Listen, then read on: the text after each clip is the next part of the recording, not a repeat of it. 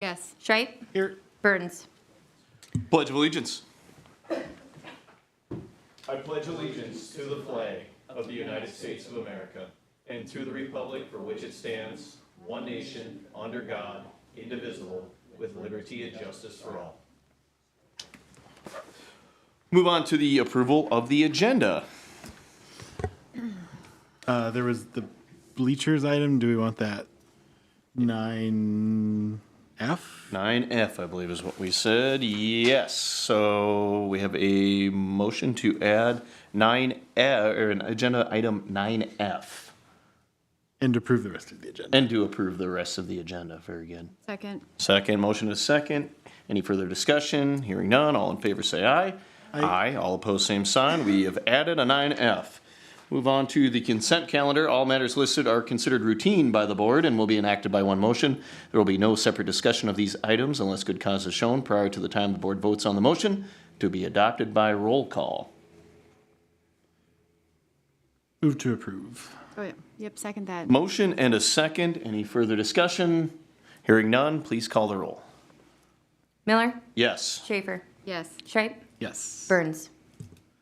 Very good. We have a consent calendar, and we'll move on to the public forum. This is time allotted for the public to speak on matters not on the agenda. We will open the public forum at 4:01 and 50 seconds. Anybody in the audience for the public forum? No. We will close the public forum at 4:02. And then we'll move on to 8A, the discussion and approval of youth tournament staffing and fee structure. Thank you, Mr. Chair.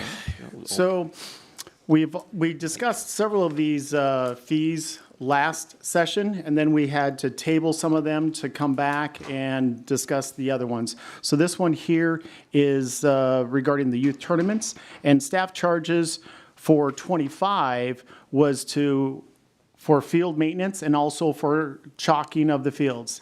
In 2025, this past summer, we had 5 tournaments across 2 park locations, and that was really from BBBA and invoiced about $3,700. During that time, we also have, we just did some more research to find out that total amount from $3,700. If we charged a flat rate of $150, per tournament per park, the revenue would be $1,500, resulting of a loss of $2,200. So since that time, we've researched and we found that these invoices and this direction would be just a loss of revenue, and therefore we are recommending that we rescind that motion of just charging for $150 per tournament per park, and that we look at just charging the staff cost with costing, same as 2025. And then if the board would like to be more proactive in the pricing, do the staff charges for the cost for the tournament plus $150 per park per tournament. And so I can discuss that in more detail if you'd like, but overall, that is the process. So last board meeting, we made the decision to just charge $150 per park per tournament. And after some research, we found that BBBA, we're going to be invoicing them $3,793 for those tournaments that we held. So if we went forth with that recommendation, we would be losing some money. So staff is, again, recommending that we rescind that motion and that we at least do what we did for 2025 and charge for staff costing and the caulking, which would result, again, in that $3,700. But again, if you would like to be a little bit more proactive in our pricing, we could charge that staff cost plus $150 per tournament. And I can take any questions at that time. Thank you, Mike. Questions or comments or concerns for staff? So if I'm just looking at the $3,793, just for the example of the 5 tournaments, and you divide that by 5, obviously that's $758 per tournament. Per tournament. So then, is that more what we would be looking at then instead of the $150? Because that additional cost is how much we're charging for staff time. Correct. And now the staff time, if that staff individual that is allocated for the tournaments is on overtime, then that would also be charged to BBBA.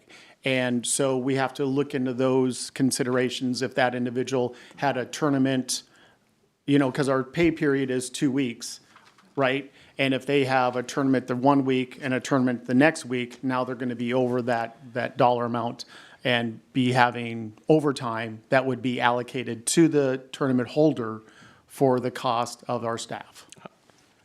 I guess my question to you now, so again, for clarity's sake, the $3,700 is what we are charging right now prior to the Correct. adjustments we made at the last meeting. So Right. what is the process for that when, an organization requests chalking and things like that? Do they just give you guys a jingle and then you let them know, like, hey, we've got staff for you, but, they're going to be on OT and this is what the cost is going to be? Okay, yeah. Correct, yep. Okay. We would schedule that in, well, first we'd make sure that the field is available. Right. Whatever field it is, and then indicate our staff that is allocated to that is at this dollar amount. If they are at overtime, it's going to be this dollar amount. So we give them that knowledge right up front. Right, but we don't require them to take staff. They could chalk it if they want. They could themselves. chalk it themselves, but we still protect our fields because the mound itself we protect that, because if they don't do it properly, now it's going to take us several weeks to get that mound back properly, compacted right with right material to be on there. So in essence, we're always utilizing staff time for Correct. this, always. Yes. So I think, man, bummer, because that is a significant dollar change. I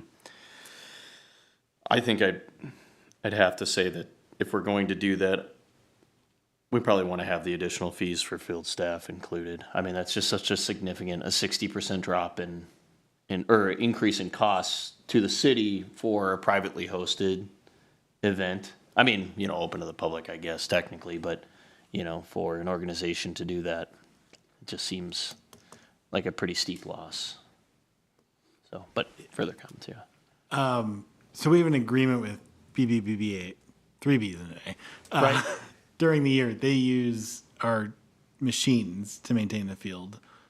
So during the their regular season games, do we have staff go out there and check on the mound after, every day as well? Correct. For their practices, they'll help when they can. We did have one instance where we had a tournament and they were trying to be generous and they put the wrong type of material on our mound, and we had to go back there and redo it all. So we try to not have them do that because we just want to protect that asset. So if they reserve these ahead of time, you guys, when you do your scheduling, could you help save money a little bit by saying, okay, well, these two workers are going to, get off early 2 days this week so they can be there on Saturday and Sunday, so that it wouldn't be quite as much, so we wouldn't be charging overtime as well, or? Right, and we try to schedule our part-time staff accordingly so that they don't go overtime. We just want to be completely transparent that if they do work, if we would, for whatever reason, not even get 4 part-time staff for the summertime, we only get 1 or 2, and they have to work that, we are just transparent with that baseball organization to let them know right up front what that cost could be. But we work diligently to keep our staff, underneath that 4-day hours for sure. And I think that's probably the most important part if we are going to do this. It's just transparency with the organization so they can continue to expect that consistency, and we're able to maintain a high quality for anyone that wants to do any sort of tournament of any sort on any of our fields, so they can expect the quality to be the same. But the transparency and consistency with all these orgs is the most important thing to me if we're going to charge them specifically for that much time. So, yeah, any further thoughts on this? Well, I would just, if we have a contract with them, do we already sign it for next year? So are they going to be shocked and again, I missed the end of last meeting, so I think we talked about it, but are they going to be really shocked when all of a sudden their prices are going up? And because we'd hate to outprice them and have them find other fields. If we use the second option, which is sort of our recommendation, is just to keep what we did for 25. They're used to that. That is what they've always done, is paid for our staff time. And from the mayor's philosophy, individuals in our seats is the most important part.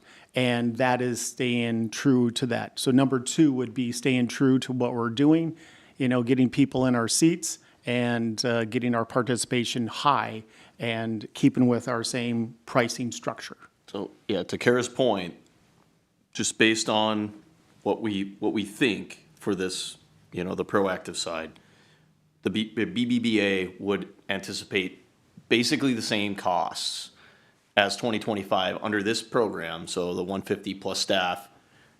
They would anticipate something similar, obviously rising costs in staff, et cetera, Right. but something along the same lines of $3,800 if they were to do the same events. Like, let's say they ran another 5 tournaments next year, it'd be somewhere in the ballpark of $3,800 with this, Correct. with this plan. Okay. Right. I just want to make If you sure that we're follow- not, you know what I mean, like that Right. this new adjustment wouldn't be something that would blow their socks off, to Kara's point, and have it be drastically different outside of labor cost increases, so. Correct. Okay. We just the intent here was to let the park board know what other agencies are doing. Sure. But again, to follow the mayor's, philosophy is that just getting individuals to sit in our parks and use our parks is really what this motion is about. And that's why we're indicating that as number 2. Sure. Andrew, follow up? So the 3 examples you gave us last week, right, or last month, Buffalo, Rogers, Otsego, they all have flat per day per field rates. Do you know how they're accounting for staff time? Is that built in? So right, Buffalo, 64 a field a day. Are they including the price for chalking in that rate? They don't. It's the additional fees. That's how it's listed. So similar to how, if you look at the chart on the second page, that's how they listed it, with the amount plus the additional fees for field staff and chalking. Okay.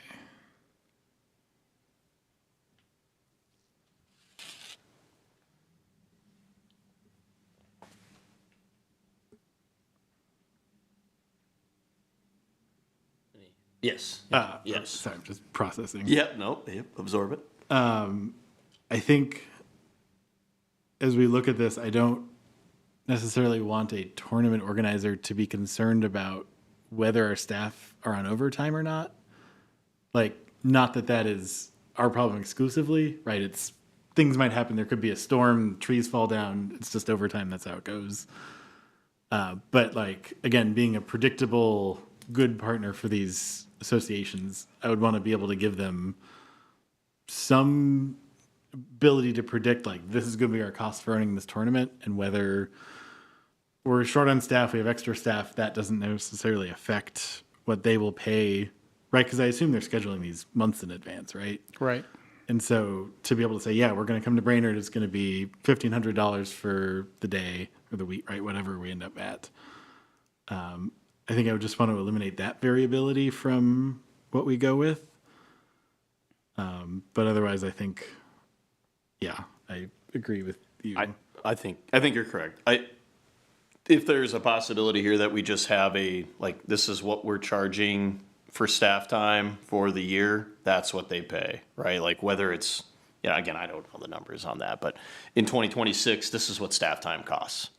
You know what I'm saying? And then we're not factoring in overtime. To Andrew's point, that's a giant feels bad when you come to town and then we send you the invoice afterwards and there's a bunch of overtime or Right. a higher staff rate. So, I mean, I guess, anticipating that if they schedule it a day before or something like that, then maybe we can have a conversation about hey, this is whatever, special circumstance.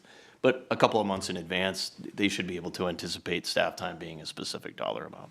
Right. Mike. And we are just following suit with the past practices. And as we move forward and we are, find these unique variables that we have to be more proactive. And that is, to your point, is something very doable that we could make sure that we plan accordingly. Yeah. And that individual is on normal time Yeah. and not during overtime. And- We could actually have that, if they were getting close and we know that there's a tournament for the weekend, we can now have that person not work Friday, have another person work another schedule so that they can work in normal hours for that tournament that's coming up. Yeah, I think we just like to establish the policy, like, if there isn't, if they put it in well in advance and you guys are aware for scheduling purposes that we're gonna have staff out there, you know, again, if they're within a week or something like that, again, you guys can make that determination because you know where you're at. You're in a 2-week pay period, so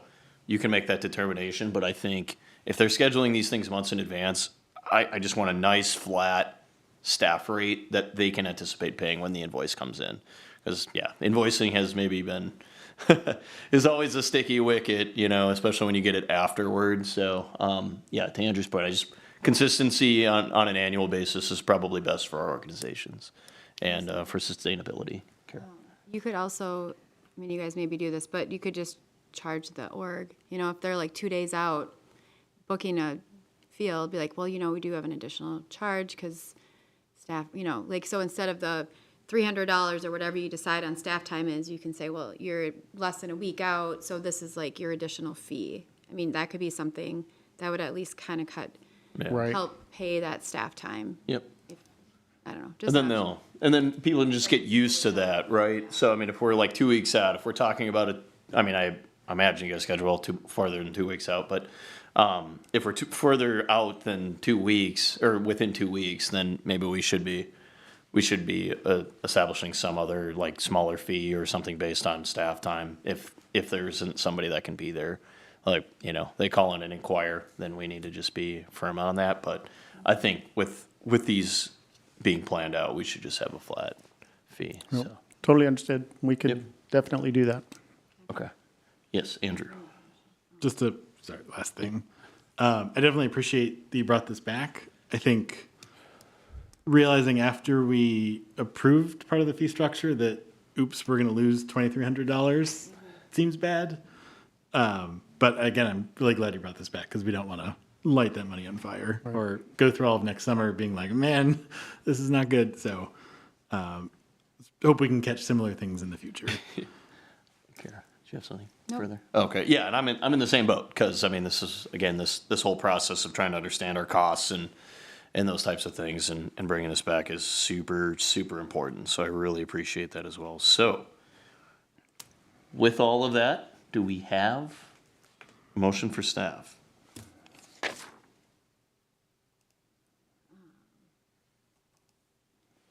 I would move. Do you want me to try? Yeah, you do it. We'll see how it goes. I would move to direct staff to go ahead with option 3 and return at next month's meeting with a charge for staff costs for tournaments. And I think generally, as we look at some of the other agenda items, staff cost plays into that too. So bring a proposal back next month for $150 per park per tournament plus a proposed staff cost amount. That is, so that would be more aggressive than what we are doing right now. I thought option C was to charge staff. Oh, because we're just doing staff costs today, not, okay. I see.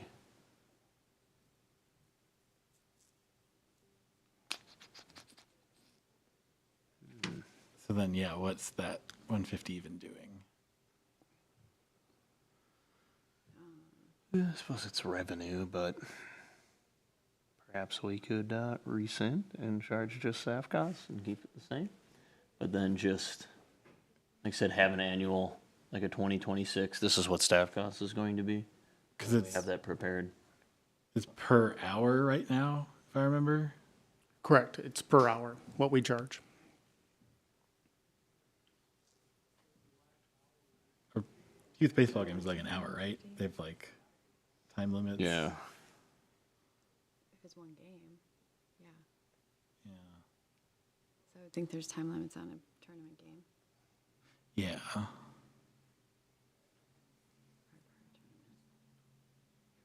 I guess like if we say hourly rate per field, then they know how long their games are. They can figure out the cost that way.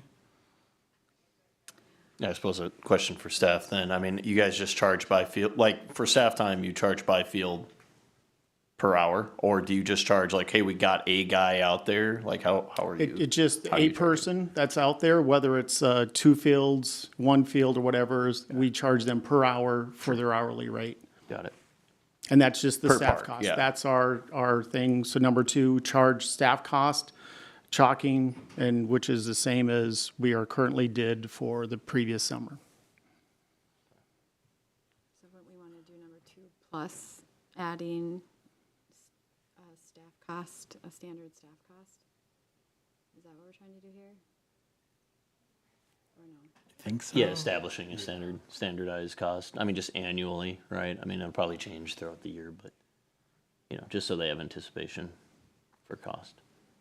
Because Nick? I'm confused. Just for clarification, is this board looking for very similar costs as last year, but a standardized cost for staff time? Yes. So it's a consistent cost? Yes. Yes, I believe so. Yeah. I think we want it to be the same as last year, right? We don't want to charge more and not significantly less for our organizations, but we want to make sure that when the organizations come to us for staff cost, we have a standardized number that we're going to provide them annually, you know, within reason, again, if they book. What I've early been enough. hearing is, you guys want to stay pretty consistent with last year's cost, so there's not sticker shock for next year. I've heard that, and I've also heard that you want to try to eliminate the variability in staff time, staff cost, per se. I don't want to put words in your mouth. I want to make sure staff understands what you guys are looking for. I think maybe predictability for like a tournament organizer is what I'm imagining. So like BBBA wants to host a tournament, they can look at our fee schedule and say, hey, we want to do this thing. It's going to be about $2,000. Can we make that happen with the teams? And right, so that that's not a barrier to them having an event in our area. So could I recommend that we charge staff cost with chalking and develop a standardized pricing for that tournaments at our fields? For staff costs, you mean price? Correct. Yes. That would be the motion, and we could bring back a that's very what we're- specific I think dollar that's what amount we're for looking that. Yep. So if you want to, Well, throw my other motion on the ground and pretend it doesn't exist.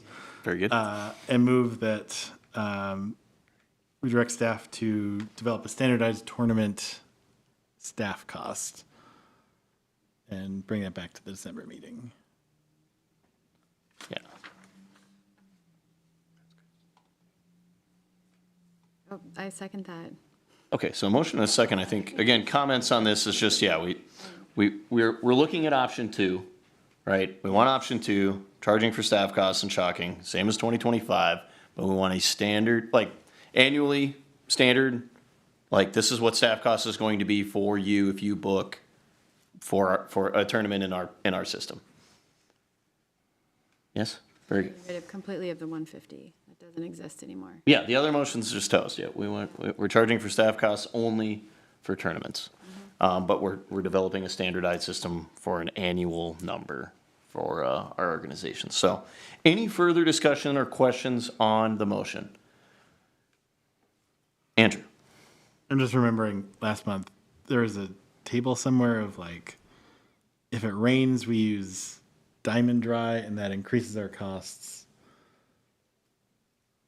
Wasn't that, I could swear we talked about that. You're not crazy. Oh, here it is, field maintenance and cost and time. Oh, it was yeah. So like, if we're just charging, For the material. right, but if we're asking you to come back with, right, it takes a person from park staff, it's $22 an hour, whatever. And then it rains all weekend and we use 50 bags of diamond dry. Now we're kind of underwater on that tournament Literally. versus, oh boy, right? Like, It would only be for the actual tournament itself. So for any chalking that we use during that time, any other dry material, but typically that material is used while the field is at rest and not during actual play.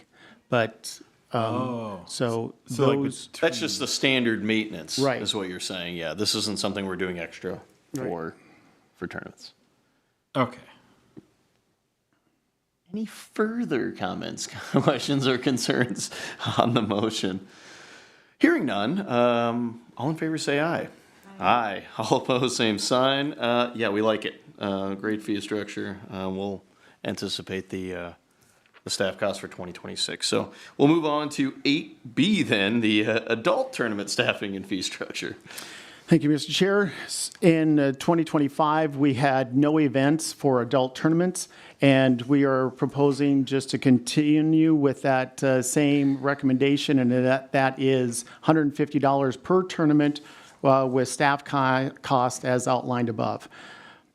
And so the flat cost is $150 per tournament, and park staff presence is optional and only provide upon request from that tournament user.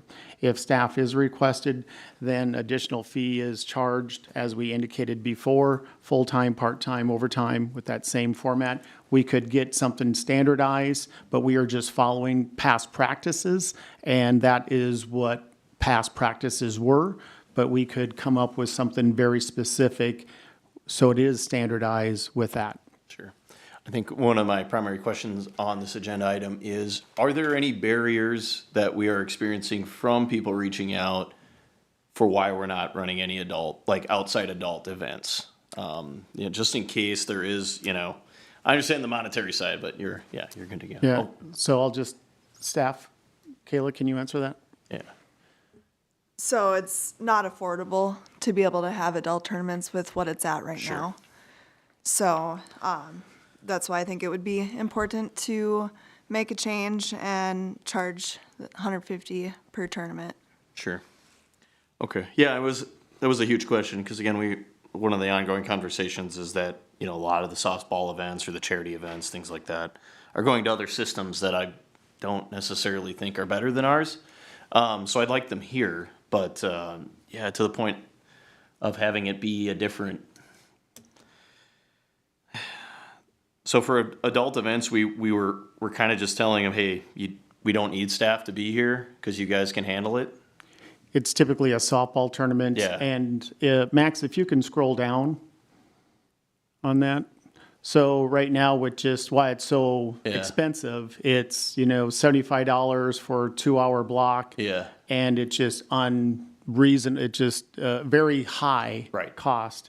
And that's why we're recommending to try to entice individuals to have tournaments here. It would just be $150 plus our staff time. Yeah, and we're confident that that's much more within reason to run a whole day event. Okay, Yes. so we can just make it kind of standardized with youth events and see how it plays out this year and see, because, we probably won't be higher than $300, I'd have to imagine, for the entire day.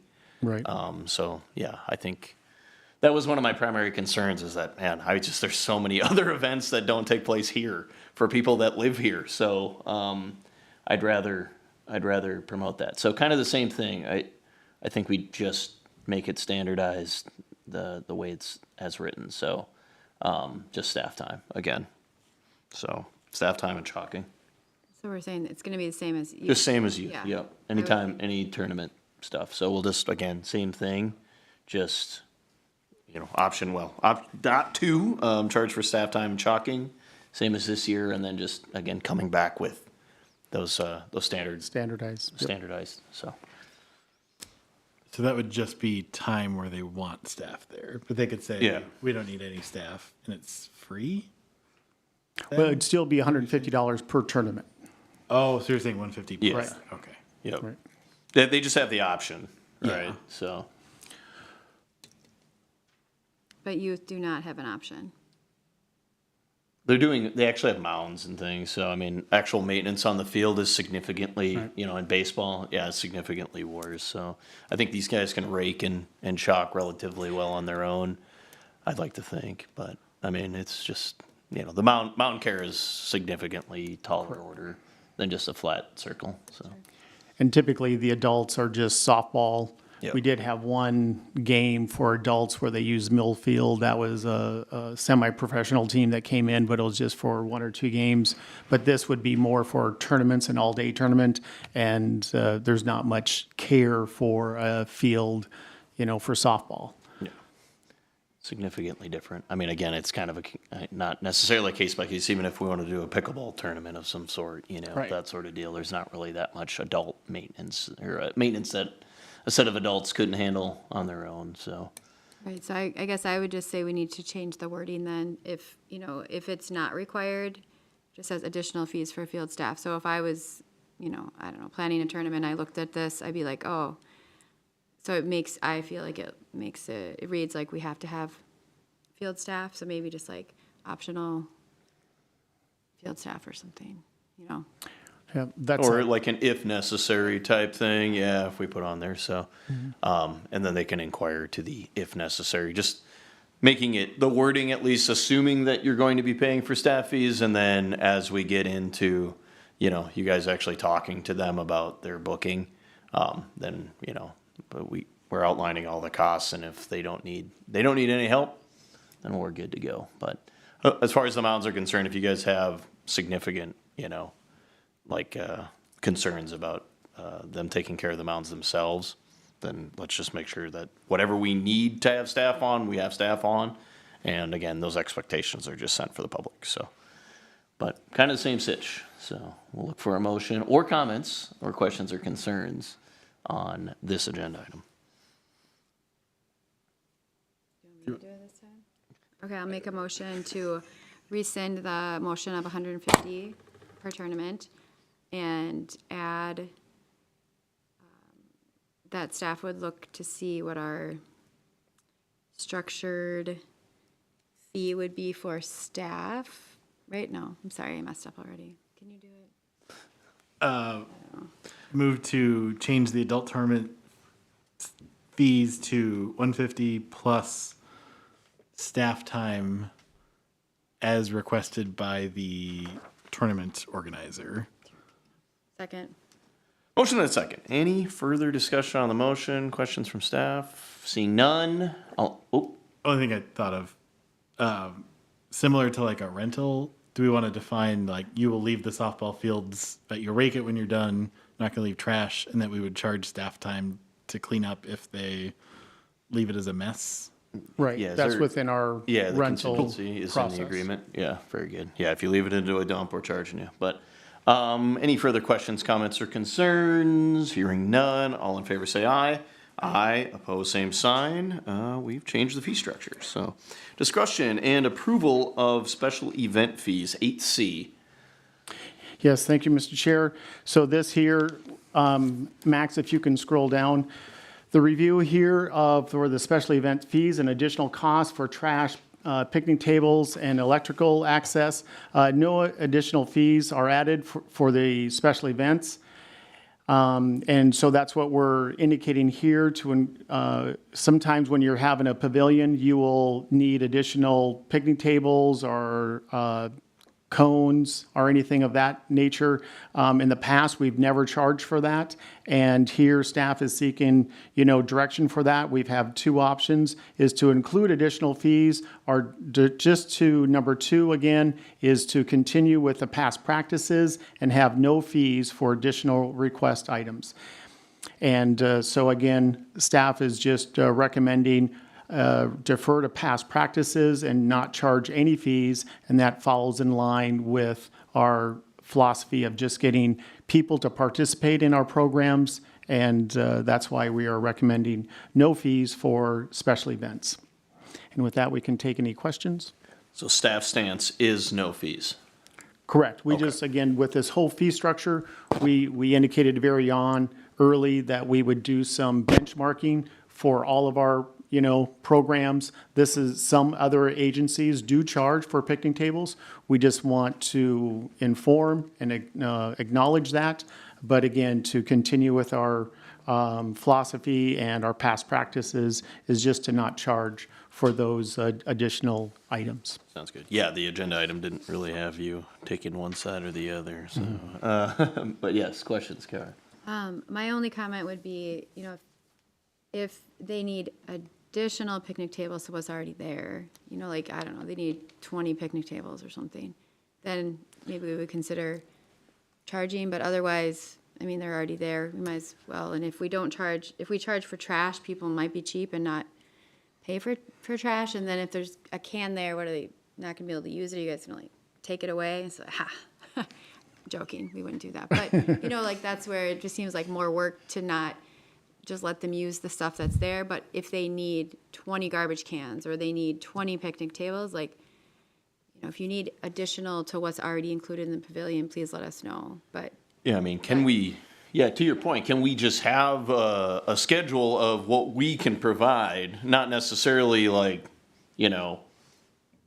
here's what you have to have or like pay for, but like, hey, if you need additional resources, City of Brainerd, we do have these things, so we can provide them to them. But, maybe that can be just included in our packet. Like, we got a bunch of picnic tables, we got trash cans, we got this.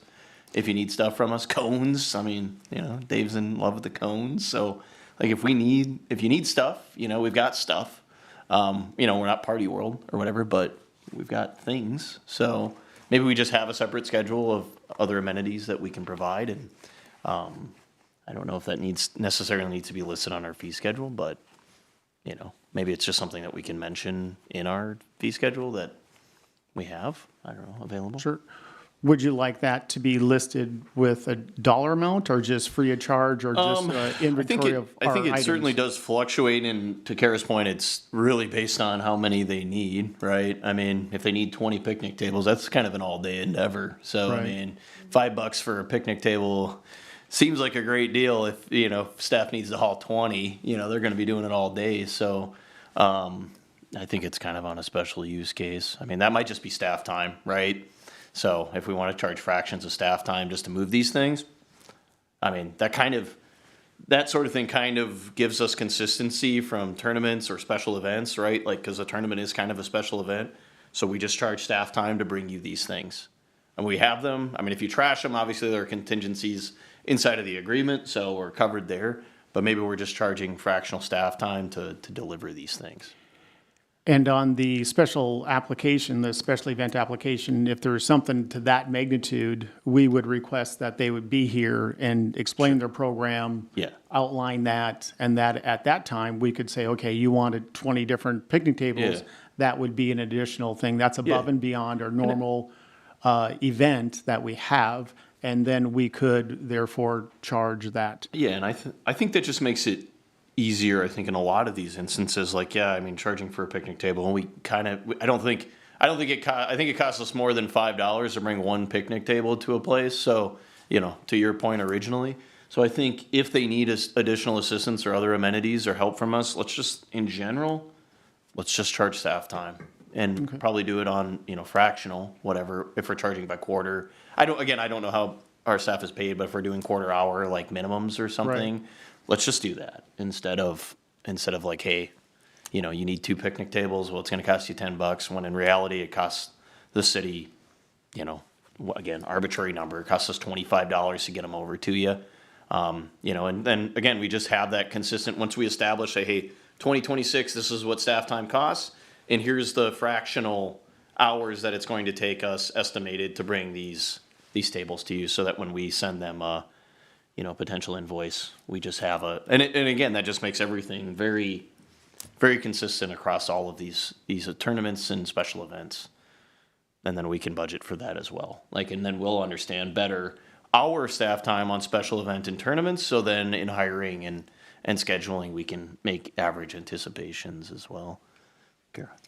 I would just add, as an event planner, I like looking to see which pavilion I want to put my event in. Can you see how many picnic tables there are in each one? Like, you can look at, okay, this comes with 4 picnic tables, power, and 3 trash cans.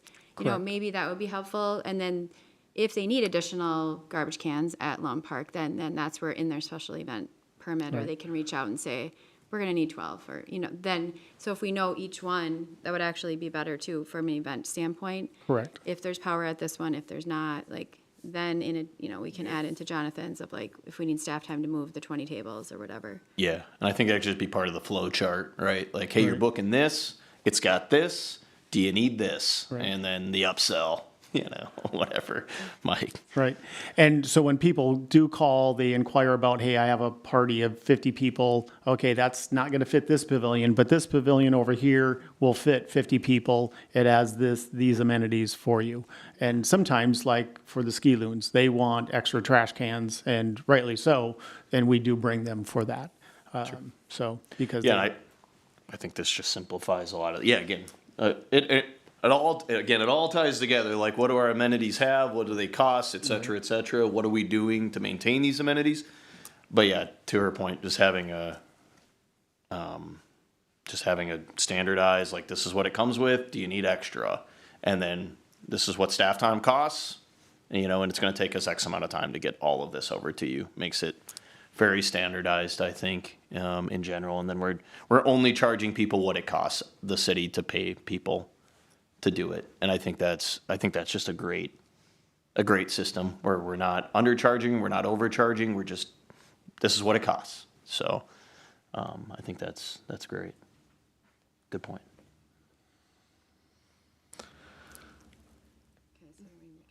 Yeah, let's make a motion. We said a lot of things. We did say a lot of things, and a lot of it was kind of the same. So I could try. Yep, go for it. All right.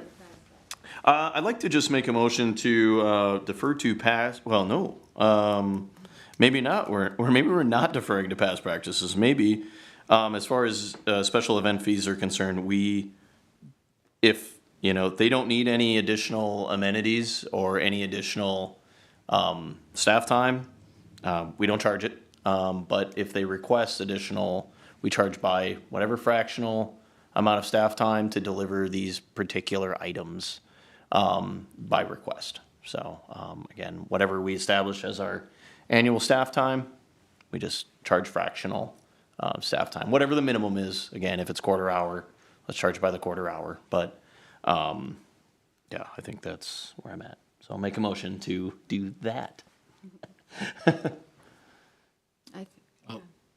I'll second. Okay. Any questions or comments, concerns about the motion?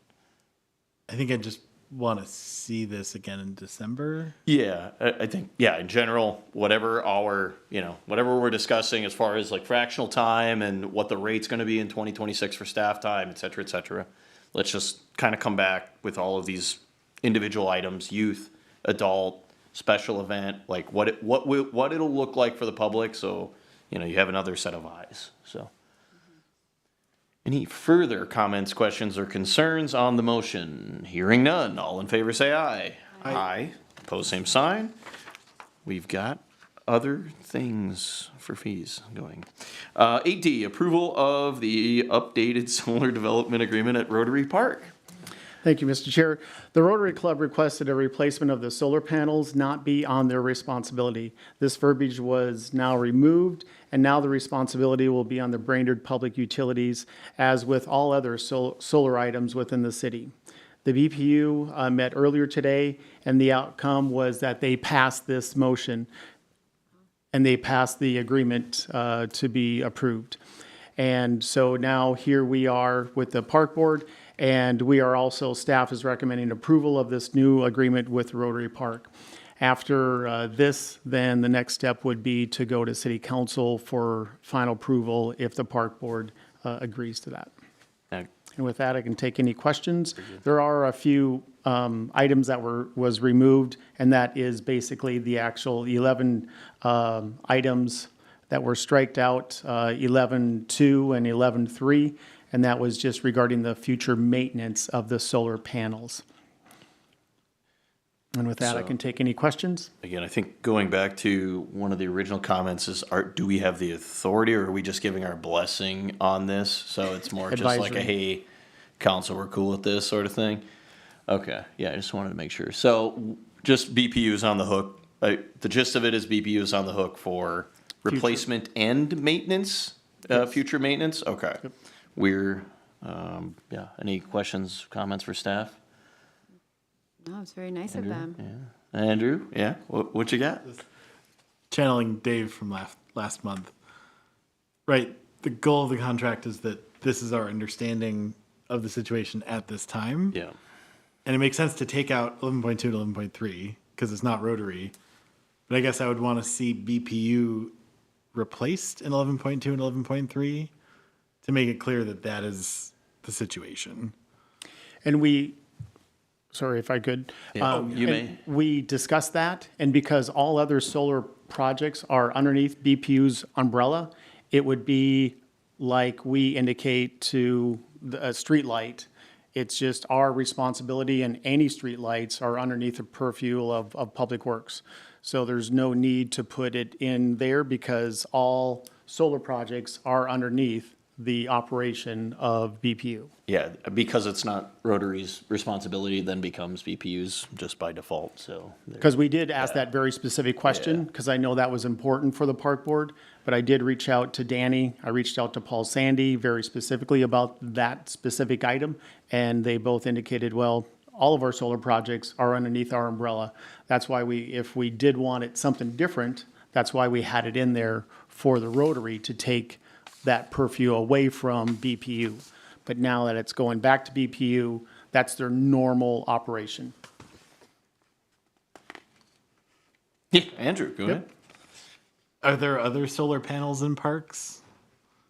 That's just my concern. Is this is a very odd situation? I think it's great, but like this is a one-off. Even if BPU owns all of their solar, right? They do the airport solar, they do whatever. Like, but there's none in parks. And just like 10 years from now, right? We're gonna look at the contract and say, we don't know. That's just my hesitation. It's a city of Brainerd property, and any city of Brainerd property solar projects is underneath BPU. It's not the cities though; it's the park boards.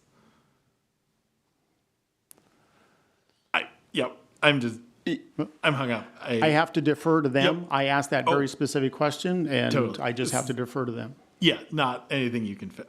Yeah. My brain will knock it over. More just clarity's sake, right? Like when we're having this conversation 10 years from now, I mean, hopefully I'll be long gone by then, but, but no. But yeah, when we have this conversation 10 years from now, like whose responsibility it is to replace it, and we're, I mean, we'll find this clip on YouTube and bring it back up.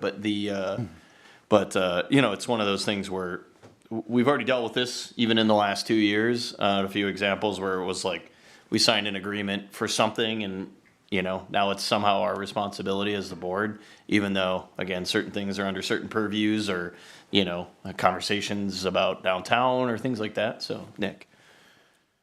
That same question came up with our city attorney. Sure. And I had to reference what his answer was.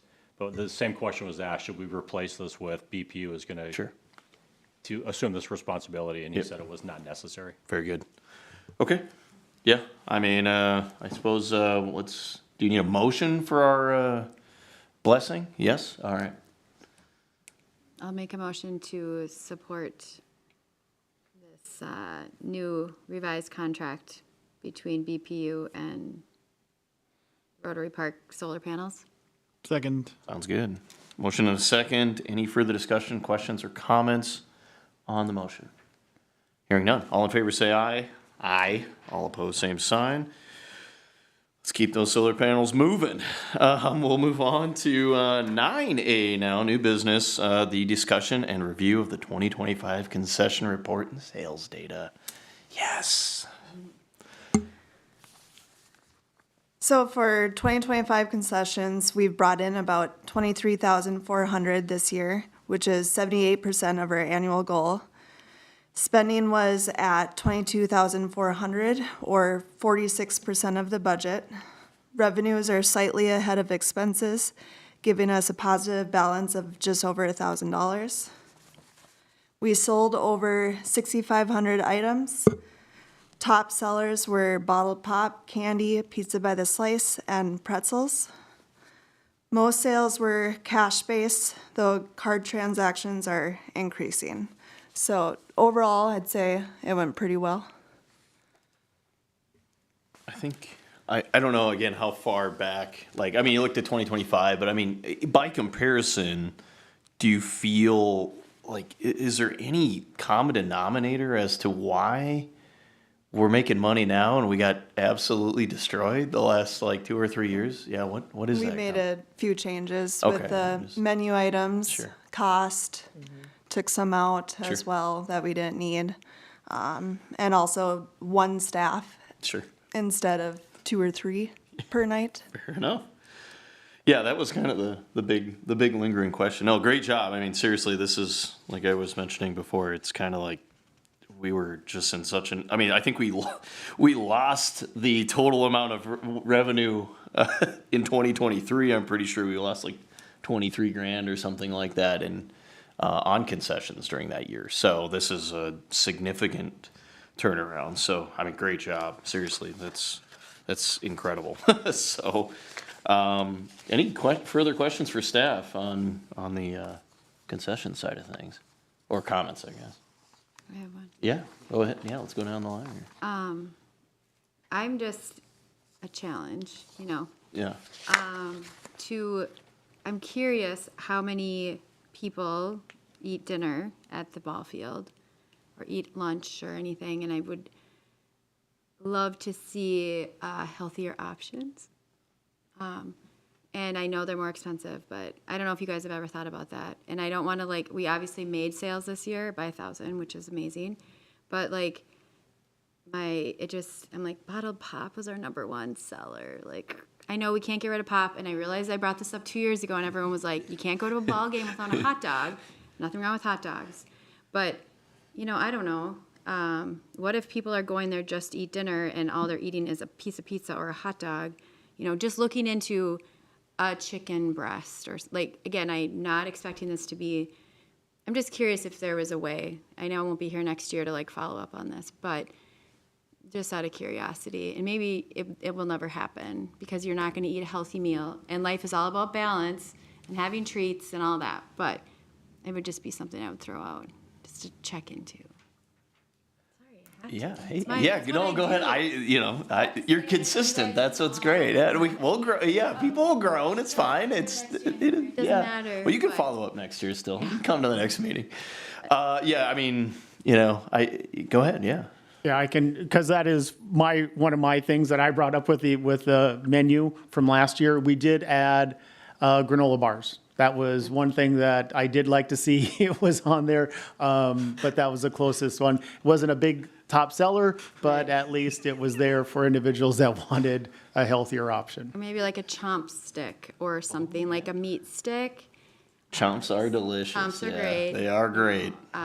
But, and again, I know I'm totally like the party pooper here, but I had to say it. It's like what I do for my job and what my, you know, it's just, so just trying to, and again, if there are people that are eating, like if kids come over, and I don't even know, if people are at certain fields and like that's where they go to get dinner, I guess a kid isn't going to choose a chomp stick over a Snickers, but you know, just trying to have that option. Not likely, but yeah, you guys want to explore the options, and we'll let the market decide. I suppose is the best thing we can do. I mean, capitalism is king, so we'll.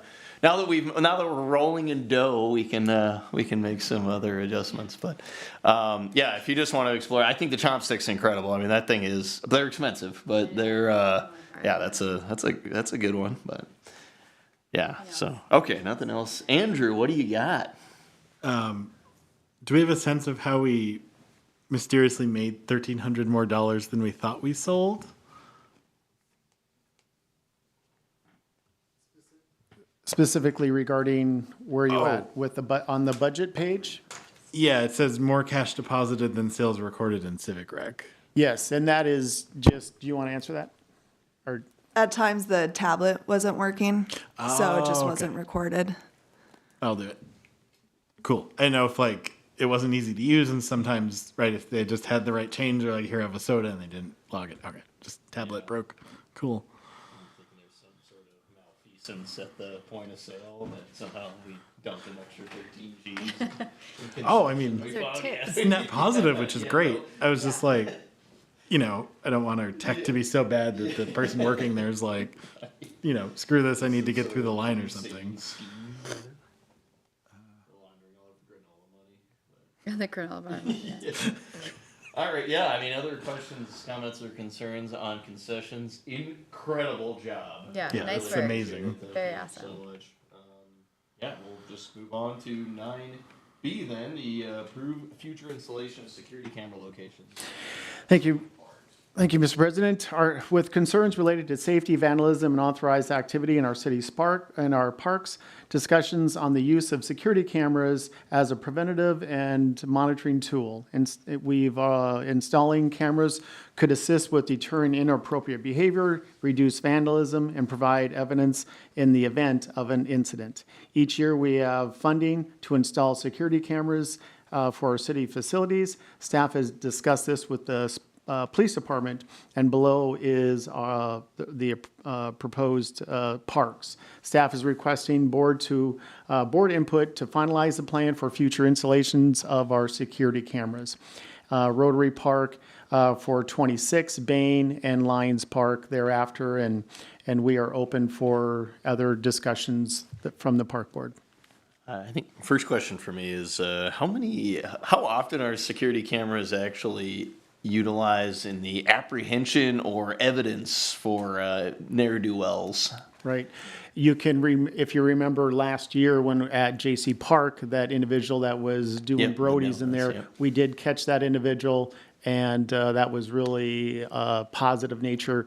I have attended 2 events now where we have caught individuals with our cameras in our parks and have done preventative meetings, if you will, Yeah. with those individuals, with the police department, and been very positive. We actually had one individual come back that he had to do community service, and he was like, "Okay, what do I do?" And he was back at the what event? The pumpkin event, and so it was really good.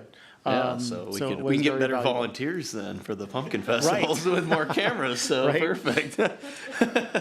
Yeah, no, I just bring it up because it's the continued vandalism underneath the bridge. So a lot of people are just like, what's the point, right? And obviously, like they do work to an extent. So, yeah, no, just I think 2026 for like Rotary. So it's same point. I think that's probably the biggest, most nefarious place somebody could do something, just given where it is.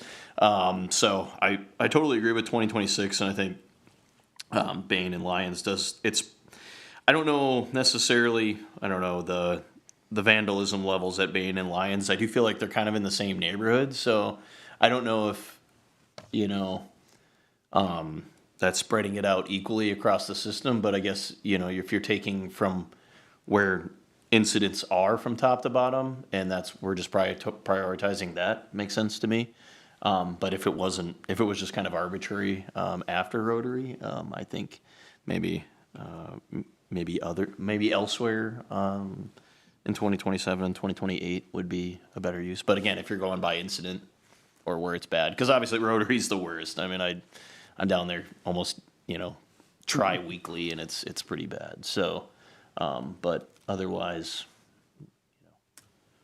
I don't have any issue. Yeah, Mike. The biggest thing is just meeting with our police departments. We really lean on them. They know where the incidences Very good. occur, and just want to, this is their recommendation. But again, if you see something else that we'd like to do, the graffiti underneath the bridge has reduced a lot.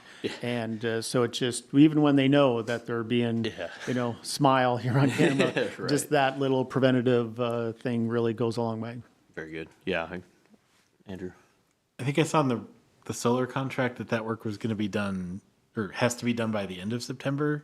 Correct. Are we going to be blocked with the camera if because it's going to go on the pavilion, right? Once we have Correct. power there. Right. And BPU has already brought power there Oh, in baller. preparation for that project. Cool. So there's already power there. Yeah. Sweet. I still want to be like a whole summer without a new camera because it was, Right. September 29th we get to hang it.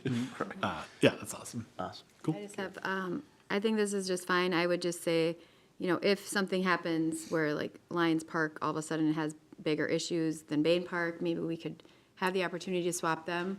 But I don't see a problem with the way you have it set up now, but. Yeah. Looks good. Did you need input on 29 and 30, or are you just kind of leaving them like, hey, If the park board Yeah. wanted right now, these were the big ones that the police I think- wanted to do. I think that just leaves it a little bit more open. Yeah, this looks good to me. If that's what the police department thinks is the best use of our surveillance, then I'm with it. Oh, okay. Motion. Yeah, we need it. Move to approve the proposed camera schedule. That- Motion and a second. Any further discussion on the motion? Hearing none. All in favor say aye. Aye. All opposed, same sign. Sweet. We got cameras. We'll move on to the approval of the park board meeting schedule for 2026, 9C. Thank you, Mr. President. Attached to this agenda review is our 26 Park Board meeting schedule, and the dates are reflective of the fourth Tuesday of each month, and staff is asking for approval of the 26 Park Board meeting schedule. Carrie, this look good? You can make it to these? Yeah, I make a motion to approve that. I don't know if I can. Can I Sure. You can come as the public, yeah. to approve this schedule? It looks great for you guys. Wow. So second it, but I have one question. Oh, one question? If we're moving the December meeting to mid-December, do we want to move the November meeting the week before Thanksgiving week? I feel like we just have people traveling and Right, it can be Yep. tricky. I think the December one makes sense to be, moved up, The third. but also the But- November, yep. So it'd be November 17th then? Yeah, okay. Very good. are you okay with that? Yeah, you cool with that change? Yep. As long as you guys are. Excellent. All right. Did we amend that then? Is that? I need to amend it. So I approve the schedule for 2026, but change the November meeting to the 17th instead of the 24th. Resecond. Reseconded. Any further discussion on the motion? Hearing none. All in favor say aye. Aye. Opposed, same sign. Motion passes. 9D, the approval of the Lum Park re-roof bids. Thank you, Mr. President. The existing Lum Park entry arch has been deteriorating significantly and requires repair or replacement. The Lum Park arch is currently on the roof replacement capital list. Staff has reviewed the condition and determined it needs to be repaired. And we have several bids for that project. One is for 371 construction at $9,798. High Tech with the same type of asphalt roof is at $11,695. With the cedar shake roof was at $19,000. In the Park Board's 30-year capital budget has $6,000 allocated for the Lum Park Arch re-roof improvement. And staff is seeking direction regarding the Lum Park Arch. With all the bids over the budgeted amount, that is something that we could consider to table, or we could, move some of our maintenance money to cover the rest of the cost for this roof. And again, 371 construction is at $9,798, and High Tech with the asphalt shingles is at $11,695. That, take any questions? Yeah, we'll start with Andrew. I could swear Dave said Advantage had offered to replace the roof. Correct. And I haven't seen anything of that nature, so. That was my question too, because I was like, well, I was like, maybe I'm thinking of a different arch here, but I think we definitely table this, just pending that conversation with Dave and, I don't even remember the gentleman's name. Corey? Corey. Yep. Corey.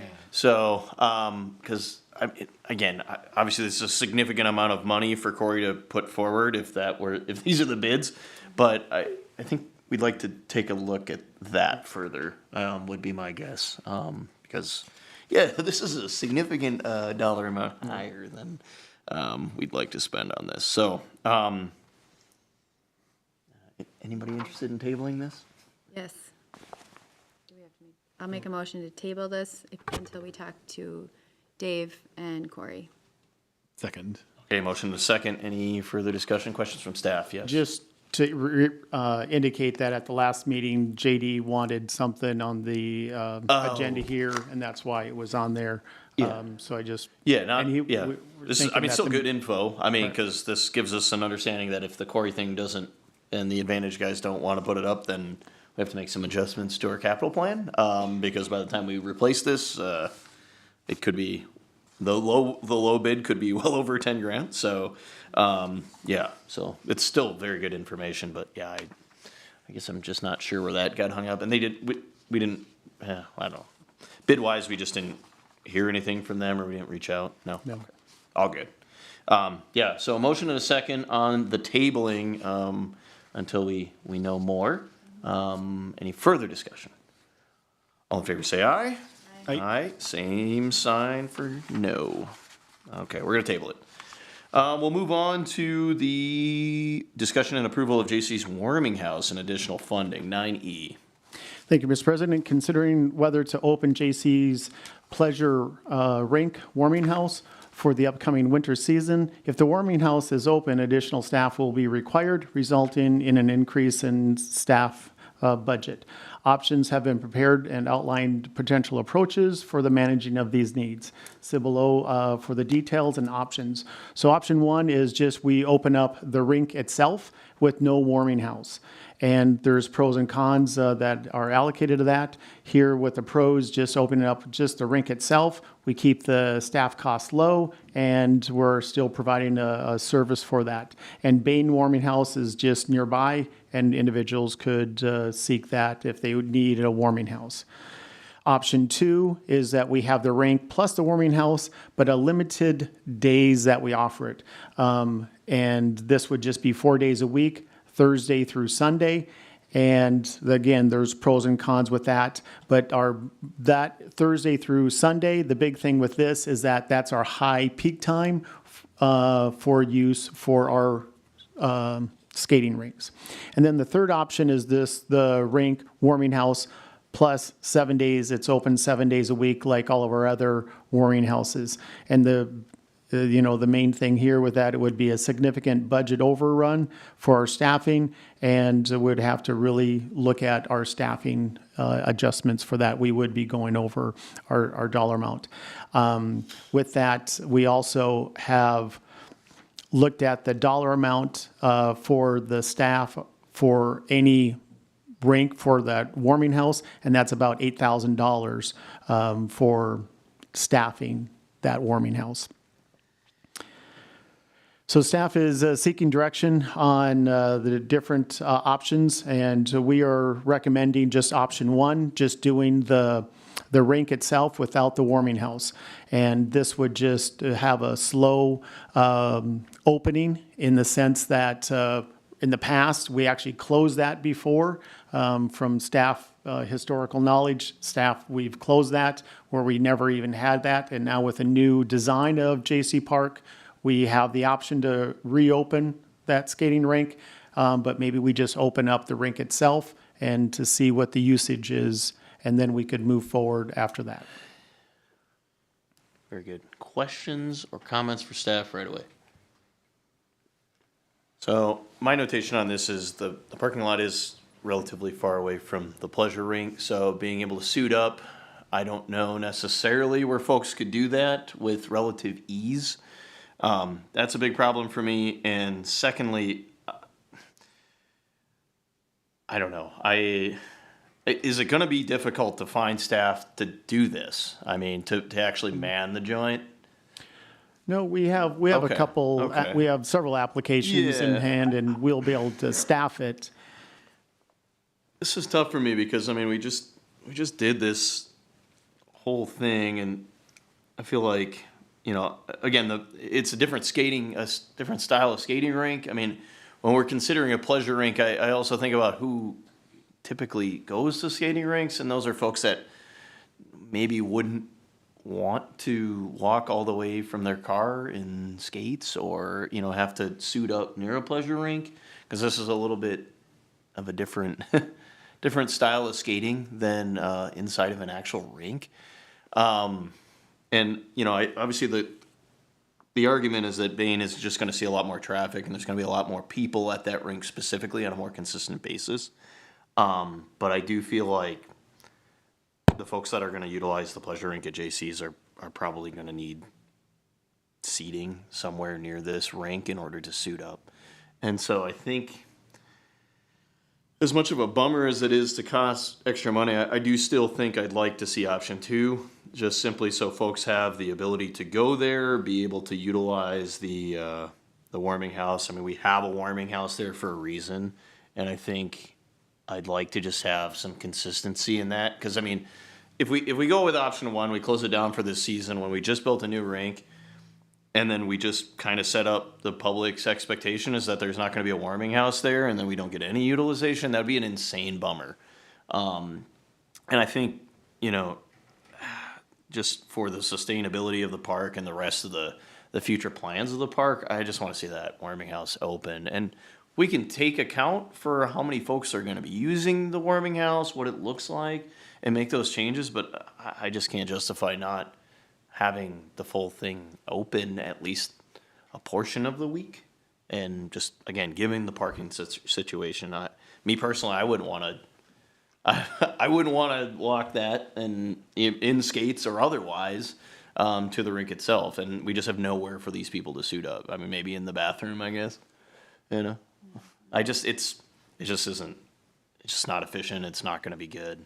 So, I mean, if there's ways that maybe we can get seating there, I guess I'm not opposed to it. But then I don't know. It just seems better to have a warming house at that point. You know, I don't know. I just want this to be a full amenity.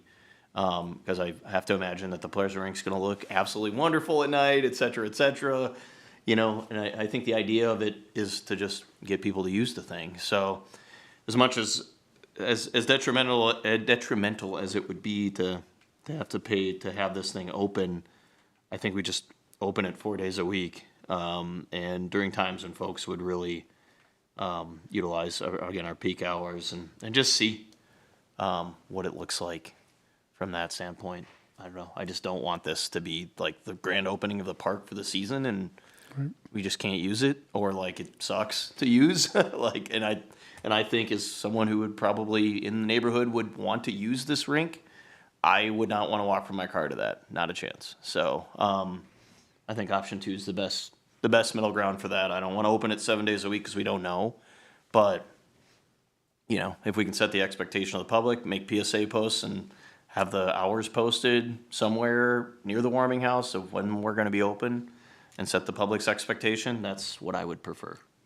But, you know, we're going to lose a couple G's on this, and it is what it is, but we can't just not have our amenities available to people and make it hard to do it. That's my opinion, but what are your guys' thoughts? You know, you don't probably use the warming houses nor live in my neighborhood, but, you know, that's kind of what it is for me. All the parks, not just.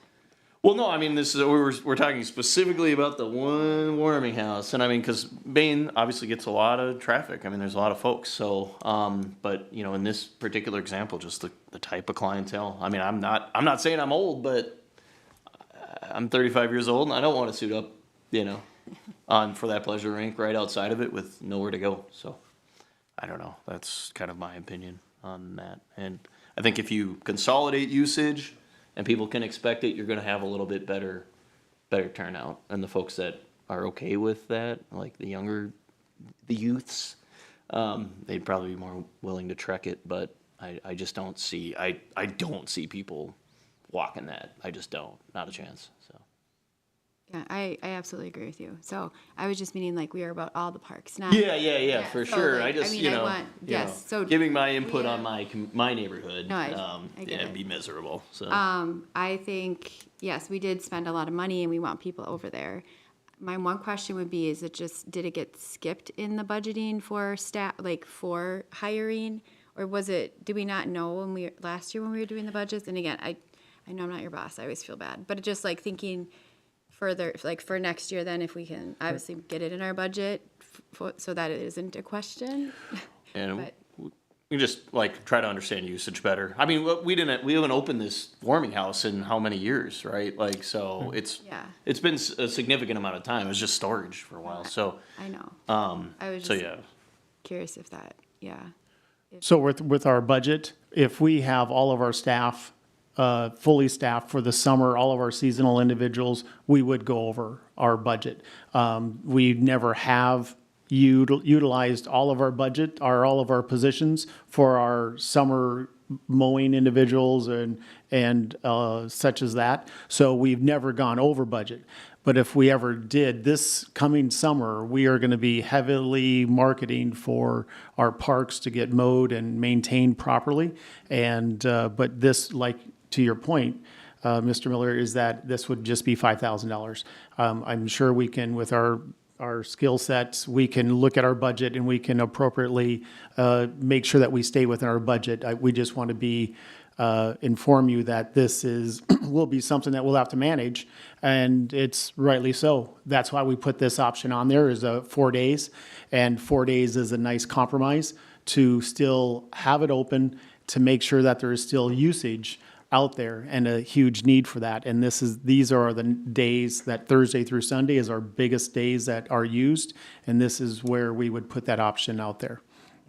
And I would agree with the 4 days. I would just ask if we could, like during Christmas break, if it's possible to have Correct. it be open more or not. I mean, I guess it's already snowing now, so hopefully we'll have snow like through December.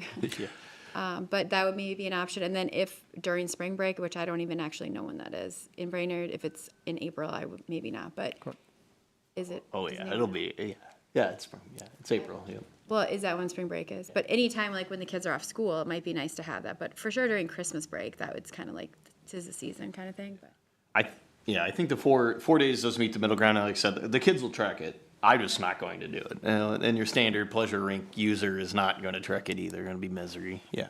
So if I could recommend maybe a possible motion is that 4 days a week, plus we open during any holidays, whether that be a staff holiday with the school district where they have a in teacher service day or whatever. So 4 days a week plus any holidays are days that the school is open. Sure. Or closed. And then, that's an excellent point. I think I'm on board with that, like 100%. And then as far as the skate rentals is concerned, I mean, I don't know. It's tough, right? We want to promote it. No on the skate rent. Oh, No, we are not recommending. We just want to let the board know of all the possibilities that are out there with our surrounding communities. Staff is not recommending to charge for skates. We okay. never have, and we just want to have that out there for the park board to be knowledgeable that, yes, again, it's going with that philosophy of we just need to get individuals utilizing our parks and following that philosophy. yeah, and Andrew just whispered it. Do we have skates within the system right now, or did we junk them when we destroyed our old warming house? No, we do have skates, but JCs, we do need to re-look at our inventory. sure. And within our budget, we do have X number of dollars left over where Kayla is going to be looking at our pricing to see if we can get X number of skates. And then the new skates would just be distributed equally of all of our facilities, and then we would pull some skates so that JC has new skates and used skates also. Yeah, I mean, and honestly, I don't remember if the master plan does explicitly state a skating rink or like an actual rink. Am I right at JC's? Is there an actual rink there at some point? We bought. Yeah, the boards we bought, right? But it is planned, right? Like it's actually master planned. So I think like sustainability wise, when it comes to skates, just as again side note, let's try to find a partnership like that's something sustainable. Because if we do at some point build a rink here, I don't know, maybe there is some public interest in having and kicking some dough. I mean, we've put a lot of partnerships together in the last 2 years. So if there is somebody out there that wants to put a skating rink together, then maybe we have a good inventory of skates available. And again, we're pushing that and just getting people out like, hey, we got skates for you. I think a lot of this, and I think tying back in, is let's just make sure we're blasting this 4 days a week on the pleasure rink. Like I want there to be no parking at JC's when this thing opens up these 4 days a week. So let's just absolutely hammer this thing, and then outside of that, let's just work on partnerships for skate rentals. And then if this thing works out and we're and there's maybe not even necessarily an ask for skates or skate rentals, but maybe we can ask the public if they need it or whatever as we improve awareness. So Because I mean, that's kind of part of it. Nobody in that neighborhood knew that there was going to be a pleasure rink. They knew there was a hole, but they didn't know there was going to be a pleasure rink. So that's what it was for. So I think there's still a little bit of public awareness that doesn't exist, at least even in my neighborhood, that this is going to take the most advantage of. So marketing blast for sure on the actual opening of the warming house and the rink, but then partnerships for skate rentals for sustainability within the system. Because I think, 10 years down the road, we could potentially build a skating rink there and having a system for that and renewal and working with, whatever brands. I mean, Dick's, if you're listening, I mean, we need some skates. But, so I think, just as, again, that side note for skate rentals, like I don't want to charge for skate rental for sure, but if we could have some sustainable partnerships, and just start cooking on that, I think that'd be a great idea. So I think, Andrew. I remember we looked at some of the stats for last season, and I think there were some. I think Gregory comes to mind. There were some days where it was just not very busy. I wonder if we could take some days from those less used parks to defray the cost of opening JC's 4 days a week. Like, hey, you know what? Nobody goes to Gregory or Memorial on Mondays. So, like, let's not keep the warming house open on Mondays there or Tuesdays there and use some of that savings at JC's. Yeah, and I think, that's, to your point, excellent, because it's just, it's the neighborhood that utilizes these things. So if we get every neighborhood a different option, they're going to go to the one that they're nearby. So I think, again, over the course of the season, continuing to understand usage and knowing what people are doing and who's coming in, who's renting skates, that sort of thing, in the future is just going to help make those types of staffing decisions. So, maybe we don't have every warming house open 7 days a week in the future. Maybe we do have ones that are just selective based on neighborhood. So, I mean, because again, Memorial probably going to have action 7 days a week, but who knows? I mean, maybe we don't need a Tuesday attendant. I don't know, but I mean, that's just something I think, to your point, maybe we can take a season and just take a gander at what that looks like and have our attendants just kind of aware of hours, and maybe part of their responsibility is just taking a head count hourly. So, I think they've been doing that. Oh, they do. Oh, okay.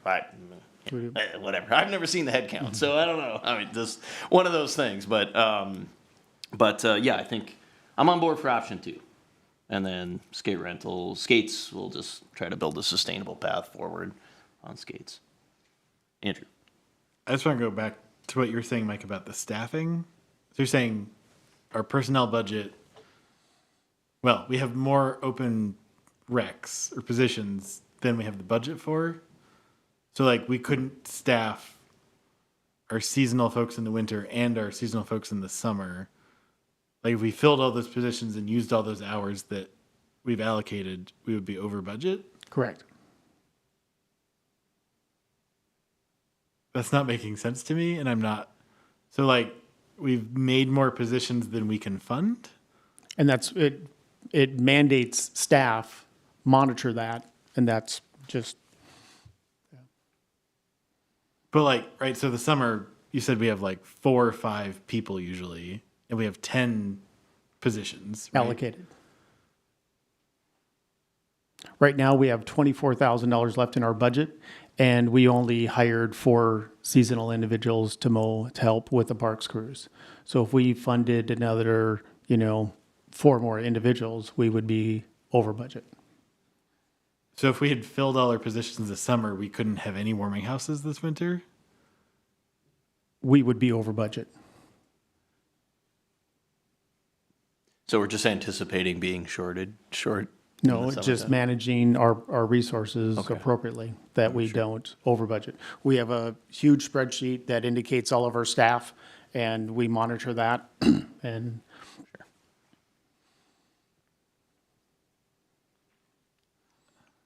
We can have 10 people, but those 10 people would chew up a different number of hours versus the 4 or 5, right? Is what we're trying to get at. We're allocated 10 bodies, but those 10 bodies can consume a different amount of hours, is what Correct. we're saying. Yeah, okay. So we give them the ability to hire a certain amount of people, but the hours allocated just go in a different. Yeah, okay.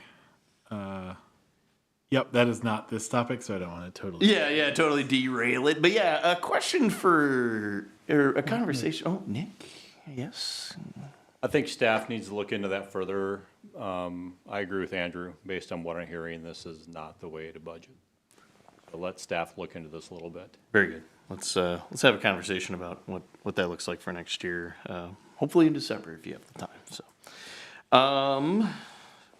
further thoughts on 4 days a week at JC's warming house? We have the money for this, is what you're saying.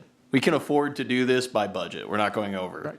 Okay. We would make sure Yep. that we would stay within budget. Very good. Yep. That was probably the one lingering clarification that if we do this, we have money to do it. So, because it kind of said, I think in option 2 that we'd be over the current rink budget, but we're not over on the annual staffing budget.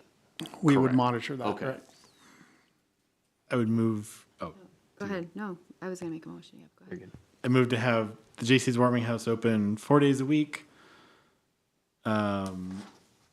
And school holidays. Yeah. Okay. And do not offer skate rentals, but offer free skates as we have them available from donations, other parks, leftover budget. Sounds like you might have some, Kayla.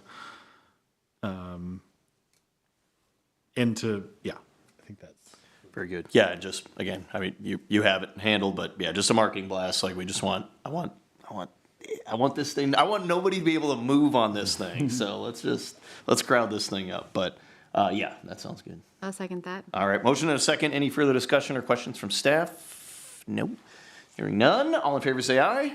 Aye. All opposed, same sign. We're open 4 days a week. And the new 9F, the bleachers at Memorial Field 3. Thank you, Mr. President. In reviewing the 30-year capital plan, the bleachers at Memorial Field are set to be replaced at 2050.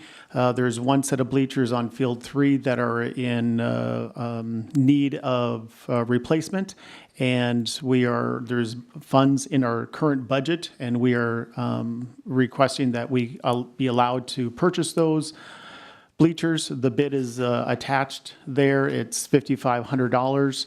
If I remember correctly, and that is the set amount that would be added into our capital improvement. And again, I just want to reiterate that we have current funds in our budget to purchase these. And with that, we can take any questions. I think just the only thing for me is as we move through this and continuing the capital improvement budgeting plan, that we notate these things that we are utilizing and taking out of this fund as like anticipation, right? Like, because the whole thing was 30 years from now, we're going to have to replace things within the system. And so let's just, when we're going in and have some things that are, glaring and that we have money for, that we've kind of saved for, not necessarily in anticipation 25 years from now, but, that we're kind of notating these things so that we can present to the council like, hey, this is, $5,500 isn't nothing. And this is something that we've been able to prepare for. Again, it's not six figures, but just continuing to notate those things over the years so that when we go back, say, okay, we took this out of the fund, we didn't budget for this, but it came up, right? Just to utilize that, Andrew. So when you say 2025 maintenance budget, that's our operations for this year, or is that the bucket of money we've set aside from the council?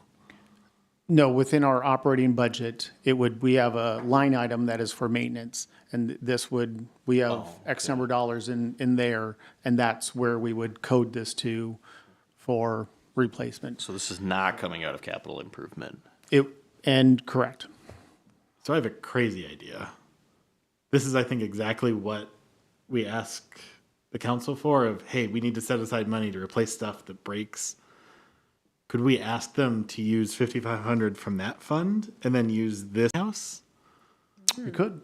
Yeah, because the capital improvement fund is for this. Like, this is what it's for. It's an item that we have listed, and it is accounted for, and we've got money for it, right? We've only saved a little bit of money towards that dollar amount, but that's kind of the point, right? We're going to get some amount of savings utilizing the 30-year capital replacement plan or improvement plan.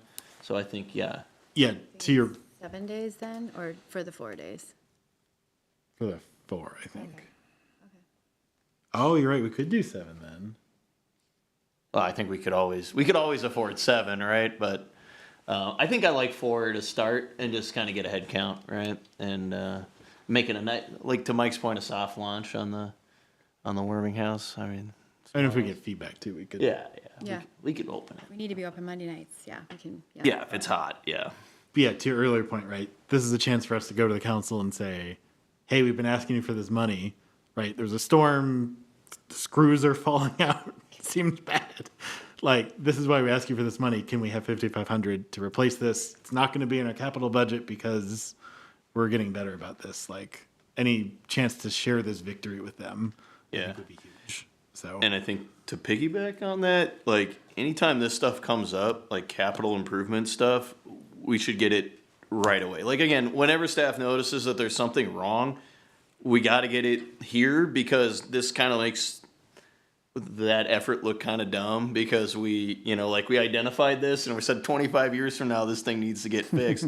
Well, I mean, if the storm blows through and this is damaged and it was damaged relatively recently, we just need to say, hey, we've set money aside from this, and we projected it at 2050, but it got banged up, and that's what we set money aside for. So just like again, trying to be proactive within the system and identify things that are starting to either be a safety hazard or just need to be replaced or torn down right away. And again, this is a great example of that. So more of this and more often would probably be better, and just like having, as far as maintenance is concerned, like this mindset that, hey, this is starting to look kind of crummy. Let's document that, right? Like, and how long, I mean, you don't have to get too far into it, but let's make sure the dialogue is open about certain amenities within the park looking bad. And so we can anticipate 5 weeks or 5 years from now, making those adjustments and moving our timelines up, because we do that annually now. So if we need, this one's maybe more of a rush job. But if there's something that we can anticipate 2 or 3 years from now that maintenance staff has identified, we can push those things forward, right? I mean, this is 25 years in advance, but maybe we only need something 3 or 4 more years in advance, those types of things. So this is a big win, but we just need more of this, and very much appreciated. Yes, because I'm never at Field 3. So. Mike, do we have time to get the approval from the city council before you guys need to like hire for this and before like the next meeting, or like, do we have a good timeline here to be able to request this and make this happen, or? I can review that with our budget director. We do have a budget workshop scheduled with council, but I know that process is already at the end of the window, and so that's why we were just recommending using that line item for that. But yeah. This wouldn't have to go to the workshop, right? It would just be, like in the past, we just have an item on the regular meeting, say, hey, we need money from this account. Yeah. right, just and make we could a do that. withdrawal. It wouldn't go on the December 1st. We won't be able to meet that deadline, but we can go on the second meeting for 25. Well, we Then that probably won't work. don't need these bleachers anytime soon, right? But there's no Yeah, so use it'll out be, there right Yeah, now. we'll probably be okay to.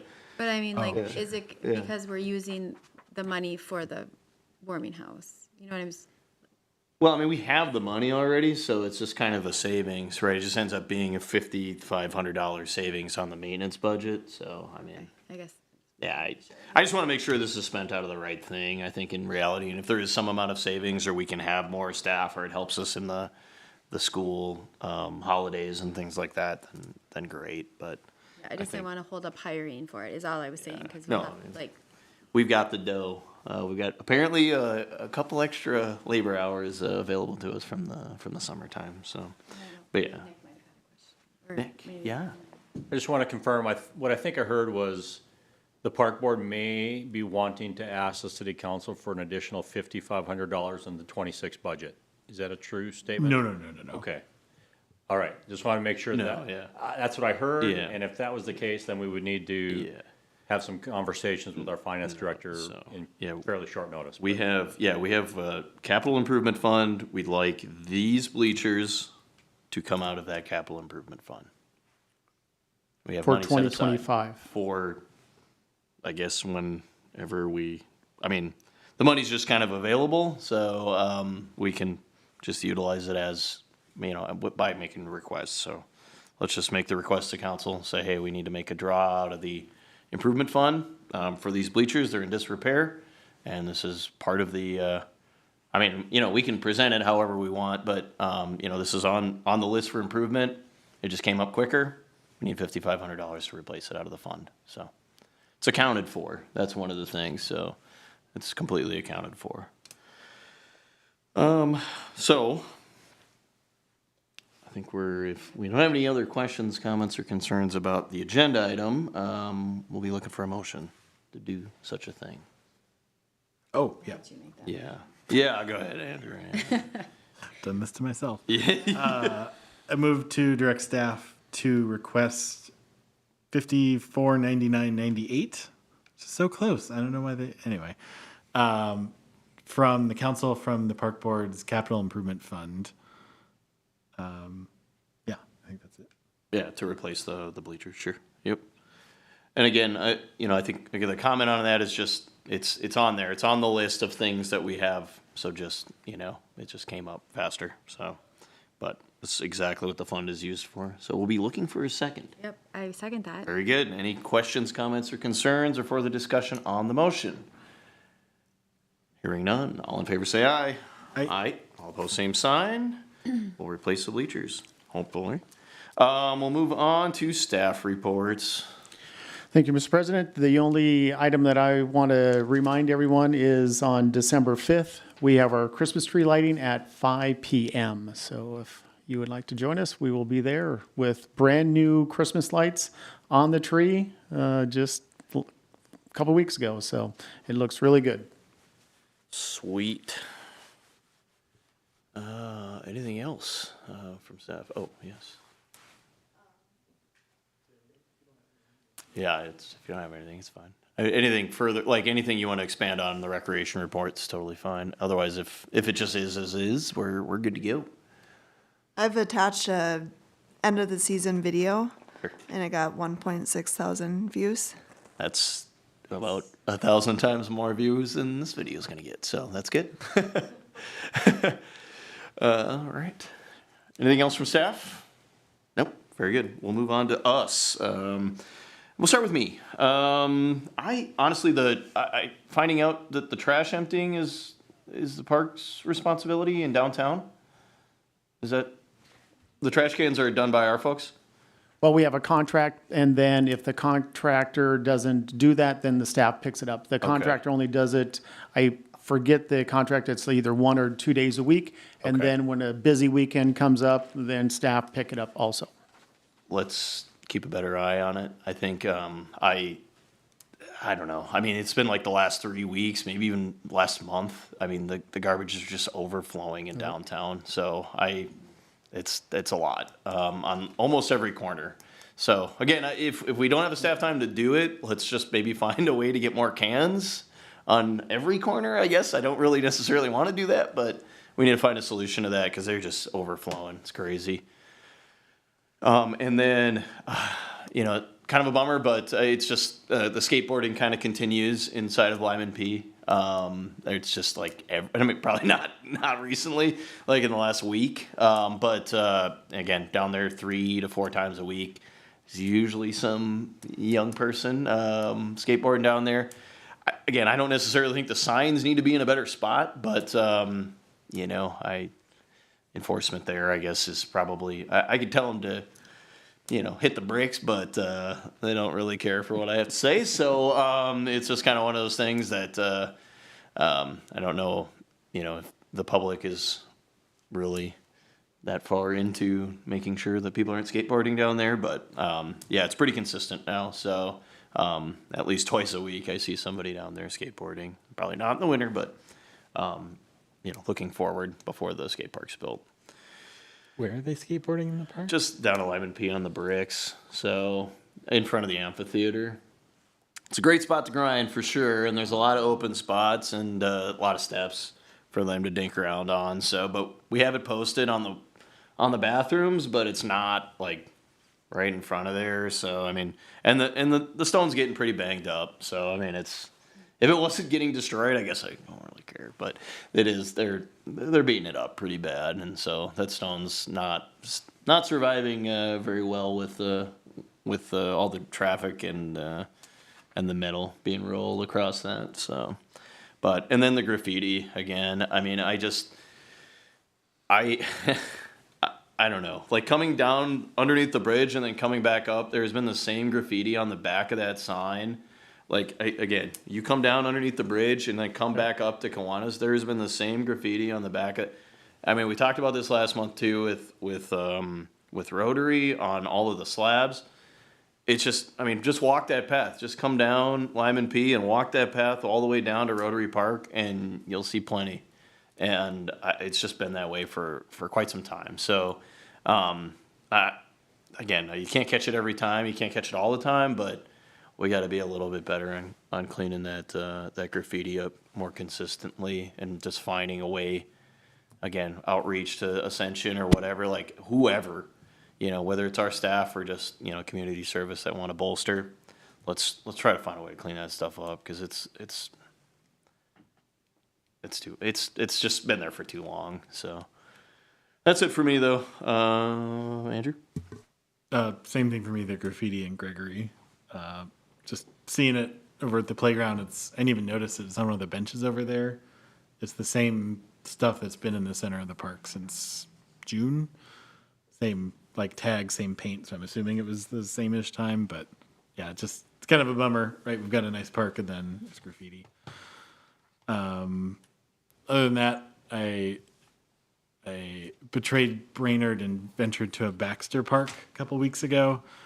Just kidding. The child hungers for more playgrounds.